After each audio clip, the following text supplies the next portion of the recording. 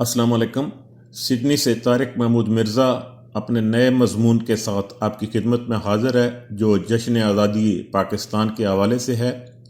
میرے آج کے مضمون کا عنوان ہے علامہ اقبال کا تصور پاکستان۔ پہلی جنگ عظیم کے بعد مسلمان قوم کا شیرازہ بکھر گیا تھا۔ خلافت عثمانیہ بزور ختم کر دی گئی۔ برطانوی اور دیگر یورپی استعمار عالم اسلام پر مسلط ہو گیا۔ مسلمان ممالک یا تو غلام بن گئے یا یورپی اقوام کے اشارہ ابرو کے محتاج بن گئے تھے۔ پورے عالم اسلام پر ظلمت شب ایسے چھائی تھی کہ کہیں سے روشنی کی کرن دکھائی نہیں دیتی تھی۔ ان حالات میں شاعر مشرق حضرت علامہ اقبال احیاء فکر اسلامی اور تجدید ملت اسلامی کے علمبردار بن کر ابھرے۔ اگرچہ اس وقت ملت اسلامیہ پسماندہ، دبی ہوئی، پسی ہوئی اور غیروں کی محتاج بنی تھی، لیکن اقبال نے اپنی شاعری، اپنے خطابات اور اپنی سیاسی بصیرت سے ان میں امید سحر جگائی، امت کو نشأت ثانیہ کی بشارت دی اور مستقبل میں احیاء اسلام اور احیاء ملت کی نوید دے کر مسلمانان عالم کو امید کی ڈوری سے باندھے رکھا۔ ان کے شعر ہے: ملت کے ساتھ رابطہ استوار رکھ، پیوستہ رہ شجر سے امید بہار رکھ۔ اس دور میں ہندوستان میں مذہبی اور سیاسی تحریکیں زور پکڑ رہی تھیں۔ انتہا پسند ہندو تنظیمیں، شدی اور سنگٹن زور و شور سے تحریک شروع کیے ہوئے تھی۔ یہ تحریکیں مسلمانوں اور دوسری اقلیتوں کو ہندو بنانے پر تلی ہوئی تھی۔ ان کا زیادہ زور پسماندہ اور ان پڑھ مسلمانوں پر تھا۔ یہ تمام حالات دیکھ کر اقبال کو ہندوؤں کے رویے پر سخت مایوسی ہوئی اور مسلمانوں کی بے بسی پر رونا آیا۔ ان کی وجہ سے وہ وطنیت اور قوم پرستی کے دائرے سے نکل کر داعی اسلام بن گئے۔ اب انہوں نے اپنی گزشتہ وطنیت کی یوں نفی کی: ان تازہ خداؤں میں بڑا سب سے وطن ہے، ان تازہ خداؤں میں بڑا سب سے وطن ہے، جو پیرہن اس کا ہے وہ مذہب کا کفن ہے، بازو تیرا توحید کی قوت سے قوی ہے، اسلام تیرا دیس ہے تو مصطفی ہے۔ علامہ اقبال کی قلبی مہیت کتنی عظیم ہے کہ کل جو شخص کہہ رہا تھا رفت میں آسمان سے بھی اونچا ہے بام ہند، اور خاک وطن کا مجھ کو ہر ذرہ دیوتا ہے، وہ آج اس وطن کو سب سے بڑا بت قرار دے کر اسے ڈھا دینے کے لیے اس قدر بےتاب ہے۔ وطنیت اور قومیت کا یہ بت پاش کرنے کے لیے اقبال نے پھر انقلابی تحریک کا کام انجام دیا۔ وہ اپنی انقلاب افرین شاعری، چشم کشا مقالات اور دیگر تحریر و تقریر کے ذریعے قوم کی رہنمائی فرما رہے تھے۔ اٹھ کے اب بزم جہاں کا اور ہی انداز ہے، مشرق و مغرب میں تیرے دور کا آغاز ہے۔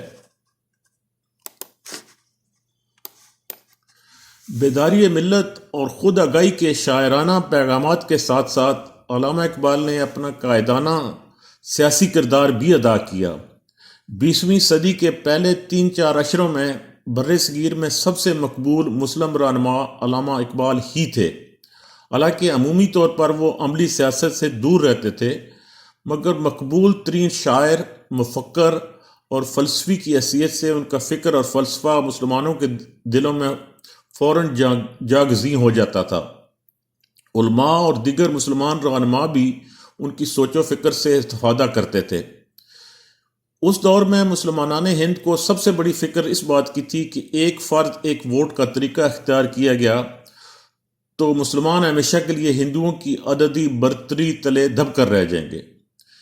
اس کے لیے 2 قومی نظریے کو آگے بڑھانے کی ضرورت محسوس ہوئی تاکہ ہندوستان کے قومی دائرے میں رہتے ہوئے مسلمانوں کا الگ تشخص قائم رہے۔ ہندوستان میں 2 قومی نظریے کی بنیاد سر سید احمد خان نے 19ویں صدی میں رکھ دی تھی، مگر وہ صرف نوکریوں اور تعلیم کے حقوق کے حصول کی کوششوں تک محدود تھا۔ کیونکہ اس وقت انگریزوں کے قدم سختی سے جمے ہوئے تھے، اس لیے اس نظریے پر زیادہ پیش رفت نہیں ہوئی، مگر 20ویں صدی میں حالات بدل رہے تھے۔ ہندو مذہبی تنظیمیں اور کانگریس زوروں پر تھی۔ ایسے میں مسلمانوں کو اپنے حقوق کی فکر ہوئی، لیکن مسلمان منتشر تھے۔ مسلم لیگ قائم ہو چکی تھی، مگر اس کا دائرہ اثر محدود تھا اور اکثر اندرونی انتشار کا شکار رہتی تھی۔ سب سے بڑا اور اہم مسئلہ یہ تھا کہ مسلمانوں کا کوئی متفقہ لیڈر نہیں تھا اور نہ کوئی نصب العین یا لائے عمل تھا۔ مسلمانوں کی قیادت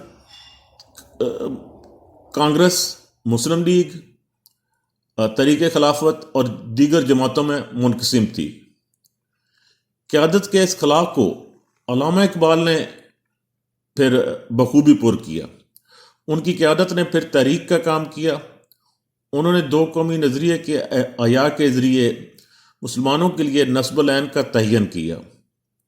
عام مسلمانوں سے لے کر علماء اور سیاسی قیادت کو قائل کیا کہ ہندوستان میں مسلمانوں کی بقا ان کی الگ قوم کے طور پر شناخت کے ذریعے ہی ممکن ہے۔ ان کی شعر ہے: اپنی ملت پر قیاس اقوام مغرب سے نہ کر، خاص ہے ترکیب میں قوم رسول ہاشمی، ورنہ وہ ہندو اکثریت کے ذریعے ہمیشہ کے لیے اپنے حقوق سے محروم رہ جائیں گے۔ اس نظریے کی بنیاد پر آگے چل کر انہوں نے مسلمانوں کے لیے الگ وطن کا مطالبہ کیا۔ علامہ نے شاعری کے علاوہ کئی مقالات میں مسلمانوں کی فکری رہنمائی فرمائی۔ ایک مقالے میں لکھتے ہیں: مسلمانوں اور دیگر قوموں میں یہ فرق ہے کہ قومیت کا اسلامی تصور دوسری اقوام سے مختلف ہے۔ ہماری قومیت کا اصل اصول نہ اشتراک زبان ہے، نہ اشتراک وطن، نہ اشتراک غرض اقتصادی، بلکہ ہم لوگ اس برادری میں جو جناب رسالت مآب صلی اللہ علیہ وآلہ وسلم نے قائم فرمائی تھی، اس لیے شریک ہیں کہ مظاہر کائنات کے متعلق ہم سب کے اعتقادات کا سرچشمہ قرآن مجید یعنی ایک ہے۔ ایک اور جگہ فرماتے ہیں: یہ بدقسمت قوم حکومت کھو بیٹھی ہے، صنعت کھو بیٹھی ہے، تجارت کھو بیٹھی ہے، اب وقتی تقاضوں سے غافل اور افلاس کی تیز تلوار سے مجروح ہو کر ایک بے معنی توکل کا عصا ٹیکے کھڑی ہے۔ علامہ اقبال نے جب سے خارزار سیاست میں قدم رکھا، وہ مسلمانوں کے لیے جداگانہ حیثیت اور جداگانہ انتخابات کے اصول پر سختی سے قائم رہے۔ اس مسئلے پر ان کا پارٹی کے صدر سر شفیع محمد سے اختلاف ہوا تو انہوں نے پارٹی کے جنرل سیکرٹری کے عہدے سے استعفیٰ دے دیا، لیکن اپنے موقف سے نہیں ہٹے۔ اس مسئلے پر مسلم لیگ کئی گروپوں میں بٹ گئی۔ آخرکار ان سب کو علامہ کی بات کا قائل ہونا پڑا۔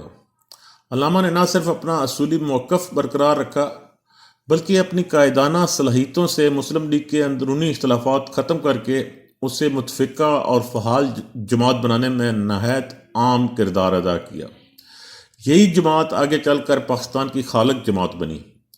علامہ اقبال نے پھر قائد اعظم کو مسلمانوں کی رہنمائی کے لیے راضی کیا، جن کی ولولہ انگیز قیادت میں مسلمانان ہند نے آزاد وطن پاکستان حاصل کیا۔